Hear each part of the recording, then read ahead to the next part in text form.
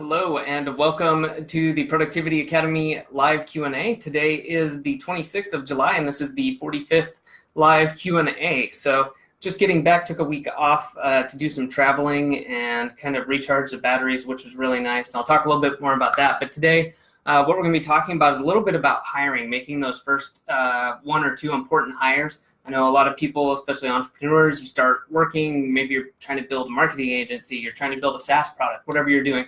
You usually start out alone, or maybe you have a partner, maybe even two, but then you start moving to that situation where, okay, I've maybe made one hire, but I want to go that next step, and I need to make a more important or larger hire or two to start putting a team together, and what do I do? And so we're going to talk about that a little bit, and then also what's the best task management tools or the combination for an early stage startup for somebody who has to do basically everything. So kind of taking that idea of being a one or two man shop, and then what should you start with, or what framework? And speaking of framework, what's the best kind of productivity techniques or the tools and frameworks that you want to use? So got a really good answer, I think, for that. Real quick though, if you haven't joined yet, you're watching this on YouTube, check out down below. You can always come and join the free Facebook group. Just answer a few questions I have set up. I want to make sure you actually want to be here and you're interested in productivity, time management, all that good stuff. Otherwise, feel free to watch wherever you want. And if you ever have questions, you can leave a comment. If you want to watch and ask questions live, of course, you can come join the Facebook group and just ask. And I'll kind of, if you ever see me glancing off the page, I'm looking at questions during the live Q&A. All right, let's get into it. So the first question I was talking about was hiring.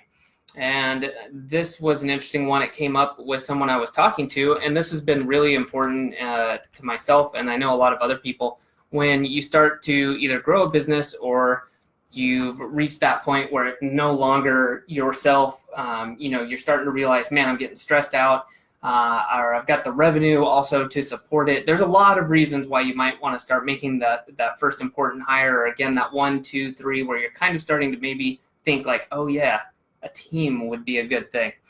And of course, I do believe in the one thing you should have. There should be a pain point.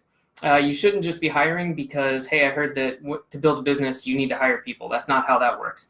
If you've got the revenue to support it and you've got a pain point and something that person can take and do, whether it's, hey, hopefully one of the greatest ways you can do this is this person can take something that immediately pays for themselves. That's great. But also it could be to take away a pain point from you so that you can spend more time doing things that bring in the revenue to the business.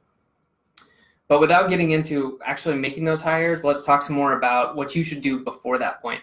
I said my little notes here I wrote for myself were the big question is why, and you need to understand why you're making this. And that's basically what I just talked about. You want to make sure you're not doing it just because, it's what you heard, or, in a book about building a business, it talked about building a team.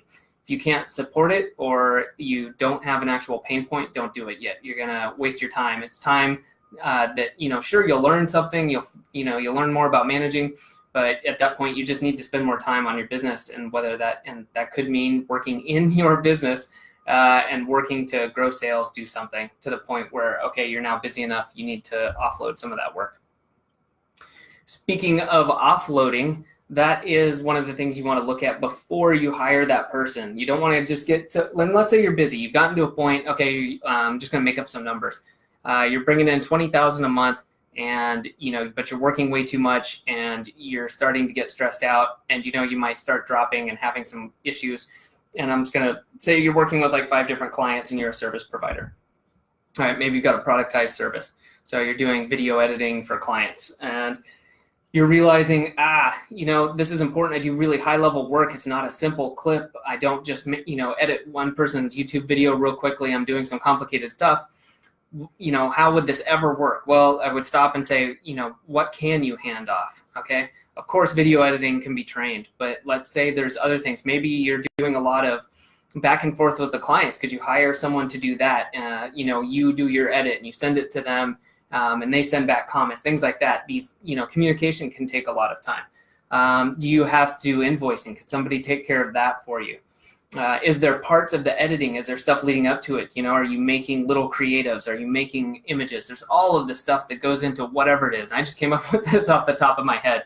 But start writing that down, and then you could categorize it by what's the stuff that I think I'm irreplaceable. What stuff do I know I immediately need to get this stuff off my plate, and I could tell someone today how to do it, and then everything in between. Okay, and you can figure it out. And a lot of times you'll think, wow, 90%, maybe 80, 70% of this stuff I can't hand off. And the good news is that's not true. The bad news is you probably don't realize that yet. All right. And then also something to realize is you're going to need to invest some time. Okay, when you hire someone, you're not going to immediately see that reduction. Okay, it depends exactly what you're doing, and this is a bit of a blanket statement, but if you're, let's say, going to a graphic design service, and then that may end up immediately saving you time at the cost of, they're generally going to be more expensive than bringing someone in-house. And that's not a bad thing. That's just a trade-off. So let's say you're thinking, well, I want to hire a right-hand man who could learn to do a lot of the higher level stuff I do. I'm going to go interview some people and bring in a person to really learn what I do. Then it frees you up to do even more higher level stuff, grow the business, concentrate on sales, whatever it is. But that takes an investment of time on your part. So if you've got to be careful that you're realizing as I bring this person up to speed and as I teach them things, that's time in addition to what I'm already doing.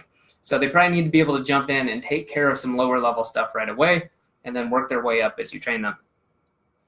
And then that is the other thing I wanted to touch on real quick is what kind of a person are you looking for? And I think this is on purpose. This comes after looking at what you want to hand off. Are you looking for someone who you can give very specific instructions to and send them some part-time work? Or are you looking to make that hire where it's this person needs to learn a lot of what I do so I can kind of replace myself and move up or out of the business and become truly the owner and work on sales and growth and things like that. And generally that's not what you're going to look for right off the bat, although you might want to look at something like a project manager where you're going to, depending on where you are, I've had this discussion with someone in one of my masterminds about that word or the term project manager having different meanings throughout the world.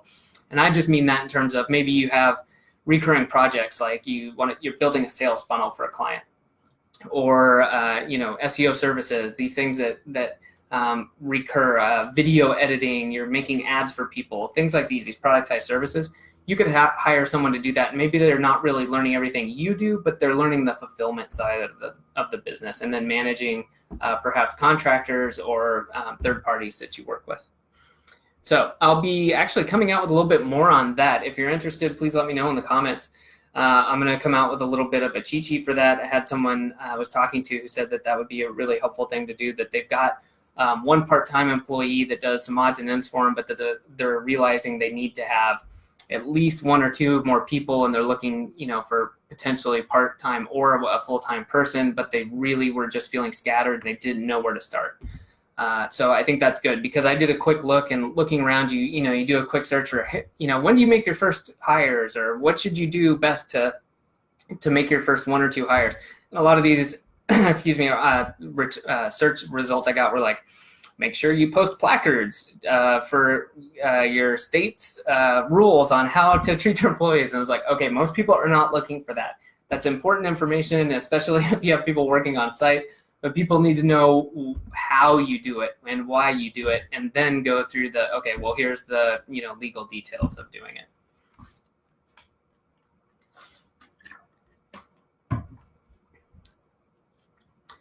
All right, so second topic today, what is the best task management tool or combination of tools for someone at an early stage startup who has to do basically everything? This is good. I'm going to stay away from too much detailed stuff because it could depend on exactly what you're doing. So the temptation is to talk as if this was like a SaaS business, and not being a programmer, I'm not going to get into that stuff. But I will kind of track it from a project management or productivity standpoint. And I would say you probably at least want to have a grasp on two different types of systems that you can use. So one for yourself and then one for teams. And so right off the bat, like the tools I use, I would say something like Trello in combination with Todoist. And that's just because I add a lot of personal stuff to Todoist. You could also use both of those as the single thing. I prefer having kind of a separation so that I use Todoist for quick tasks and just to kind of a brain dump. And then I go through and clear that out on a regular basis. I also have some recurring things come through there. to remind me, like, hey, pay the affiliates, pay this, pay that, this email needs to be sent, things like that. And then in Trello, I have the more complicated, where you have actual workflows or people being reminded of tasks. And then that works a lot better too with more complicated teams. But again, you can do that in Todoist, and you could also do the tasks in Trello. So I think that that's a pretty powerful one. And then I will follow this up with saying that right now, when this is being recorded in July of 2018, AppSumo has the briefcase, which is a crazy good deal. So I personally use it. I think it's worth checking out. It is a paid service, but you get access to something like, I literally don't know. I think it's over 25 now. Tools that there's probably at least, I should just pull this up. Let me look real quick. Let's see, AppSumo, instead of making this up on the fly or trying to guess. Okay, let's see. Yeah, so it's $1,000 plus per month of software. Like if you went and signed up for each of these individually, and then I don't see the number of them, but there's probably, here we go, products link. Yeah, I don't know. There's just a ton. I'm not even going to go through all of them, but so there's things like Billy. There's an accounting software, right? So you can hook it up to your bank or PayPal and send out invoices that way. You've got Paperform for taking surveys. It's a really nice, clean survey. Got Espionage. I don't know how you pronounce this, but I use it for looking at what other people are advertising. You've got Beacon. You can use that for creating lead magnets. Other design stuff like Stencil for graphic design assets for like social media stuff.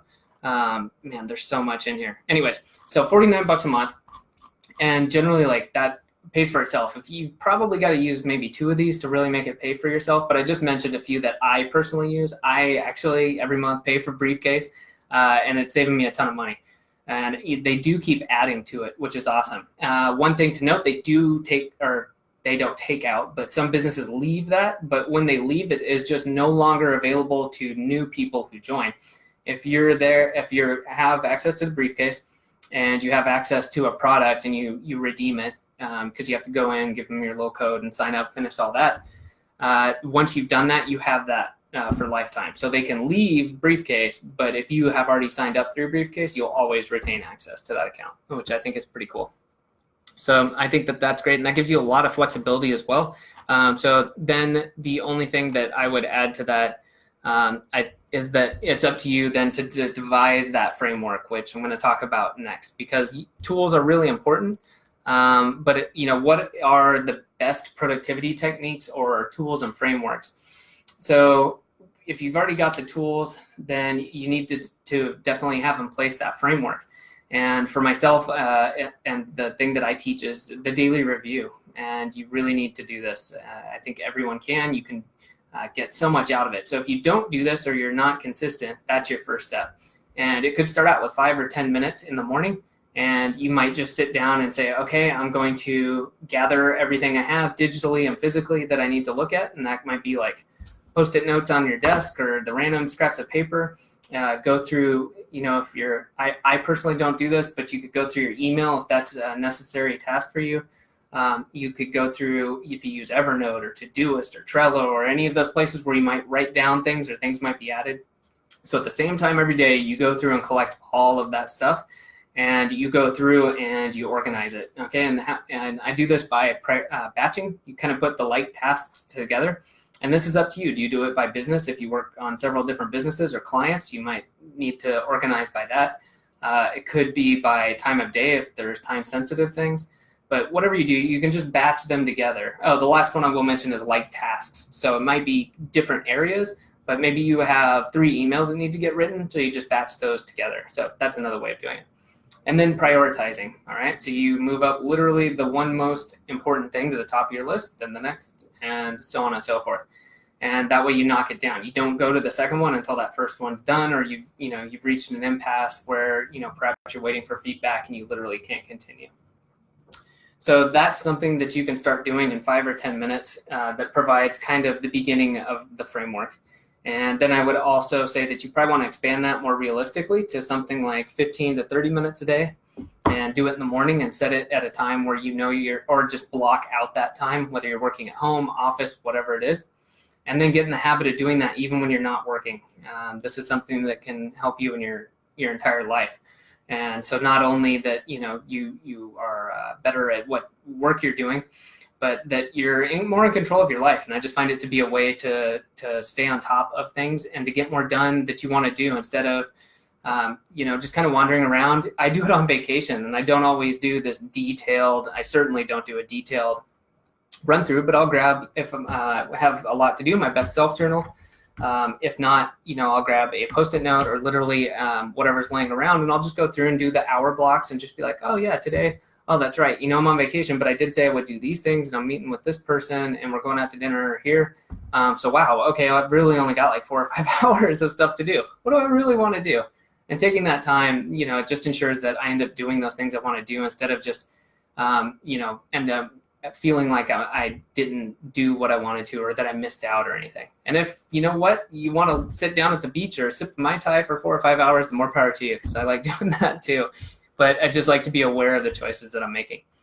And then as far as expanding this framework, so you've got that daily review, then you can then expand that. So at the beginning of the week, you could do a weekly review and be aware of all those things that are coming up. Then you could expand that into a monthly review, and you could expand that into like a 90-day review projection. And for each of these, having a little bit of review is amazing. This is the step that a lot of people don't take. And I think that this is kind of like rocket fuel for this entire process, is adding in some time to look back on it. And if nothing else, you could just do this like once a week and incorporate, a larger time scale and say, I'm not just focused on today, I'm just kind of thinking in general. What about all of this stuff I'm doing every day? I'm doing a daily review. Every week I'm doing a weekly review, all that. What's working really well for me? Okay. And write that down, get it out of your head. Just think about it. What's giving me the best results? Do I just feel better? Am I less stressed? That's a really good result. Am I being more productive? Is my business growing? And then on the flip side, hey, what's not working? And it could be something like, well, you know what? I've only done my daily review 2 days out of the last 4. And why is that? Well, because I slept in. Okay, why? Start asking yourself those questions and adjust it so it fits and works for you. If you need to do it in the middle of the day, then make that happen. So it's really about going through, doing this process, reviewing your process, and then it just continuous improvement on that. And it starts to pay off very quickly. So if there's no more questions, let me check. Nope. I think that is going to do it. So like I said at the beginning, if you're watching this on YouTube, come join us in the Facebook group. You can find the link below. Happy to have you join there. And by all means, if you ever have any questions, you can ask them live there, or you can just leave a comment on the videos and I will check those out. So thanks for watching, and I'll see you next week.